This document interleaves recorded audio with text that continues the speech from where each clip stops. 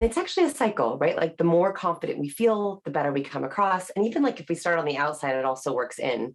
I know this quite personally as I'm a recovering awkward person. So confidence always eluded me for many, many years. I have a problem where I'm a social overthinker. I just tend to get in my head about cues. And I didn't realize that what was taking away my confidence was that I was misinterpreting a lot of cues. So I would assume that someone's neutral cue was negative. And it just ruined all of my confidence. And so the very first thing I want people to think about is, what is your perfect flavor of confidence? I think that when we think about people skills, we often idolize the extrovert, right? We think we all have to fake it till you make it. You have to fake being outgoing. You have to pretend to be an extrovert. I do not believe you have to be an extrovert to be confident or to be likable. I mean, that's very powerful because I think a lot of people will probably say, Vanessa, look, I see people around me all the time who they're confident, right? I can feel it when they come in the room, yet that's not me. Like, I can't be that. And I guess what I hear you saying there is that it's not about us necessarily being that other person. It's trying to figure out what's our unique approach or, as you say, flavor to that confidence. Yes. So, for example, I think, and this is a really big myth, that we think that the life of the party, the bubbly extrovert, they're the people who are confident and likable. And yes, that is one flavor of charisma. But if you think about the most charismatic person you know, or the most confident person you know, just think about that person for a second. Think about a couple people you can think of in your mind.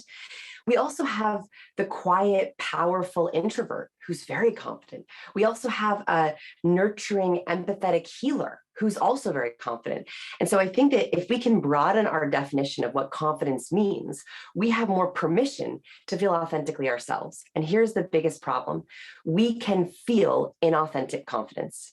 And this is actually proven. So Dr. Barbara Wild, she had a very simple experiment. She took photos of people. In one photo, she had them authentically smiling. They were actually thinking about something that made them happy: their puppy, their dog, their child, right? They were thinking about something that actually made them happy. In the second picture, she had the same people doing a fake smile. So not thinking about anything that made them happy, just smiling on the bottom half of their face. By the way, the difference between a real smile and a fake smile is that these upper cheek muscles are engaged. So if you smile all the way up into your eyes, those crow's feet, that means it's a real smile, versus just a smile on the bottom half of the face is a fake smile. So she took these photos and she had participants look at the photos one at a time. She found that when people looked at the real smile, they caught the smile. They actually felt happier and more confident themselves. When they looked at the fake smile, they had no mood change, no behavior change at all. In other words, when you are truly confident, you actually infect other people positively. When you are faking it, when you are trying to pretend to be an extrovert, you are less memorable. You are literally less impactful. Over the last few years, because of the job I do with the public, I've had to do lots of photo shoots for books or whatever might be coming out. Yes. And something photographers will often say is smile with your eyes, right? And so I Yes. guess they must have that experience and also go, listen, if you're trying to fake it because we're saying smile now, it's like, actually, I can tell on that image, no, smile with your eyes. And I guess that just bolsters up what you're showing from your science and you've written about in your wonderful new book. I think that really good photographers, they know this smile into your eyes because they know that that's the photo that's going to feel more authentic, more like you. A couple little things I want you to think about for profile photos or if you're doing photo shoots. So first is either really big smile, right? Think about something that truly makes you happy, or neutral, right? You don't always have to smile. You can also be neutral. There's some very confident, powerful folks who have no smiles in their photos.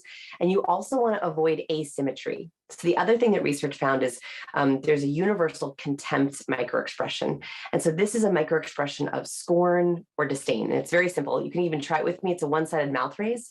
So if you raise up one side of your mouth, kind of into the smirk, you actually begin to feel like, I know more. I know better. It's a really weird cycle. There's something called the facial feedback hypothesis, which is not only do our emotions cause our face causes our emotions. So also be sure, go look at your LinkedIn profile, your dating profile pictures, make sure you are not accidentally showing an asymmetrical smile. That's actually a sign of negativity. It's incredible. I was trying to do that as you asked me to. And What'd you feel? you just feel your mood change. You don't feel as, I didn't feel as engaged. I didn't feel as happy, as excited to talk to you as I really am. I felt I don't know, a bit flat, I guess, is what I felt. Okay, so what's really great is, let me just dive into contempt for a second, because by the way, now that you know it, you'll see it everywhere. You'll start to see this smirk everywhere. And remember, it's a sign of disdain or better than. So first is, we did a massive facial expression survey. We had over 25,000 people try to guess what facial expressions meant. Contempt was the one that most people got wrong. The majority of people thought it was ambivalence or boredom. So we don't even realize how negative it is. And Dr. John Gottman, he's a marriage and family counselor out of Yeah. Seattle. He did a massive marriage experiment. I'm sure you've talked about this in your show before. And he looked at married couples looking for patterns. He wanted to know, can you predict if a couple will get divorced or stay together? So he brought the couples into his lab and he tested them on everything he could think of. He gave them IQ tests and personality tests. He observed them, he interviewed them, he looked at their histories. And he followed those couples for 30 years. So a massive amount of data. He found that the one predictor of divorce was that in the intake interview, if one member of the couple showed contempt towards the other, there was, with 93.6% accuracy, they would get divorced.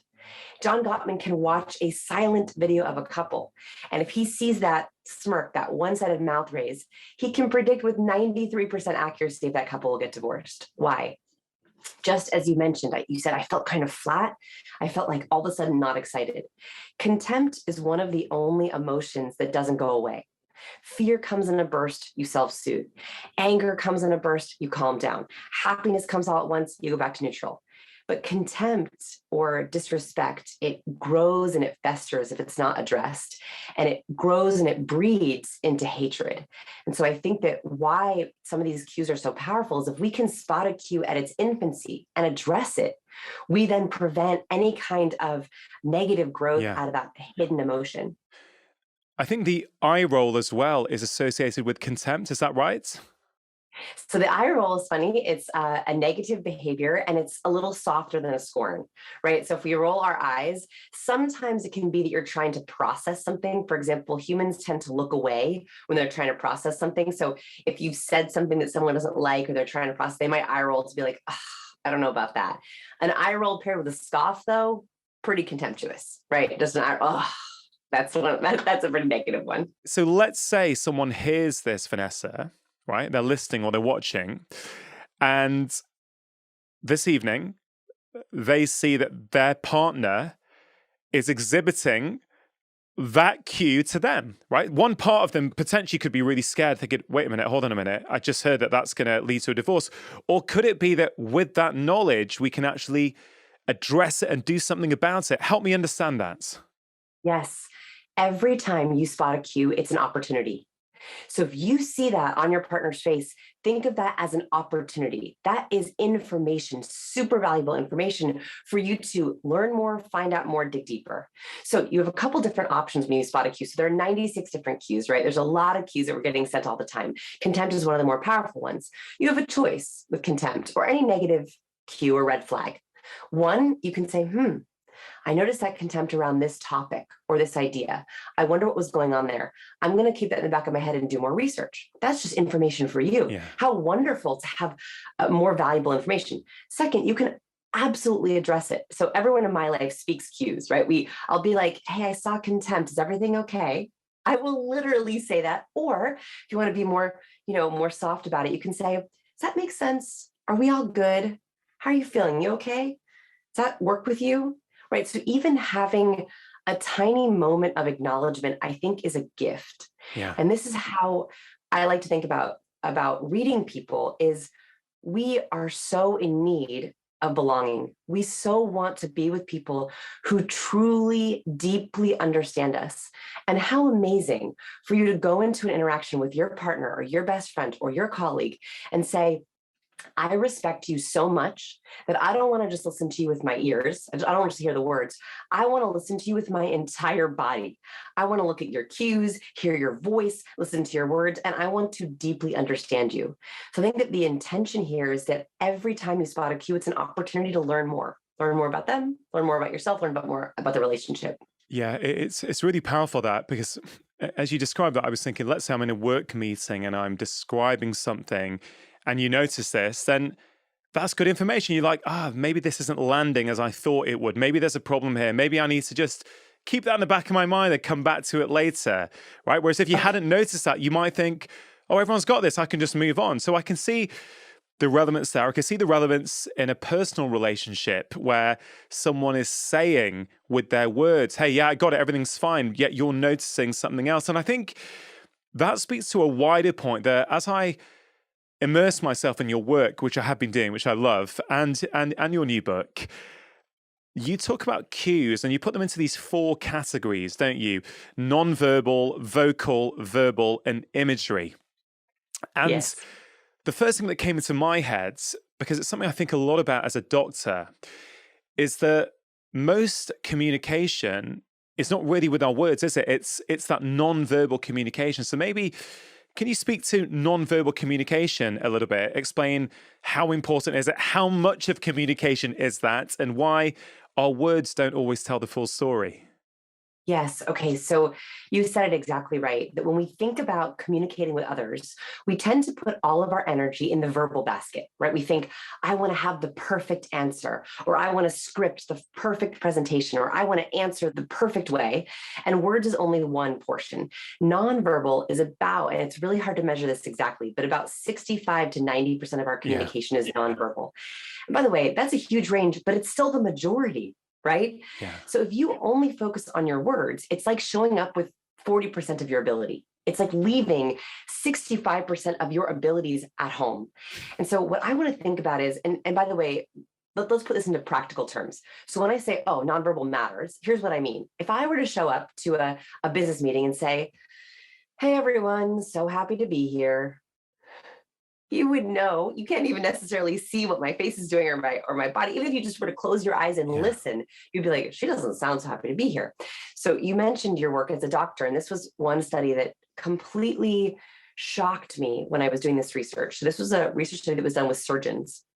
And they wanted to know, how do we judge doctors' competence? Doctors are a beautiful case study because we know doctors are smart. We know they're high in competence.